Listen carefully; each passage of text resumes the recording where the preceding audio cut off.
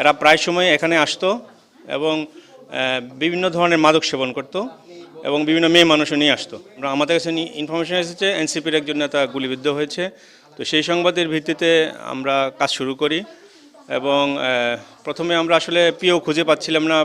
ভিকটিমকে আমরা জিজ্ঞাসাবাদ করেছি, সেও কিছু বলে না।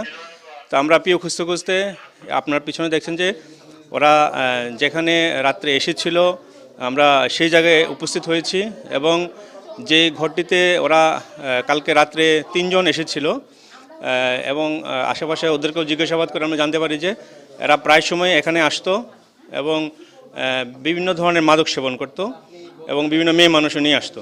তো এই ধরনের অপকর্ম ওরা জড়িত ছিল এবং ওদের আমাদের কাছে আপনার ভিতরে যে গুলি করেছে এটার ইও রয়েছে, একটা কার্তুজ রয়েছে, পড়ে আছে। এবং যেটা আমাদের কাছে তথ্য যে ওদের ইন্টারনাল কোন্দলের কারণেই এই ঘটনাটা ঘটেছে। এটার নির্বাচনকে বানচাল করা বা অন্য কোনো উদ্দেশ্য নিয়ে না, এটা ওদের অন্তঃকোন্দলের কারণে ঘটনা ঘটেছে। সে বর্তমানে আউট অফ ডেঞ্জার, এই তথ্য আমরা পেয়েছি। এটা আসলে গ্যাং কিনা যায় না, তবে আমরা এটা নিয়ে তদন্ত করছি। তবে এই ধরনের অস্ত্র ব্যবহার তো ভালো মানুষ করে না, এটা তো আপনারা জানেন। তো এটা কারা কারা জড়িত আছে আমরা বের করে নেব।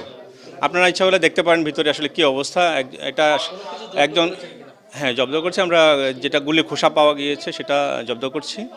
আর অন্যান্য আলামতও এখানে মাদকের বিভিন্ন আলামতও আছে, আমরা সেগুলো সবই জব্দ করব।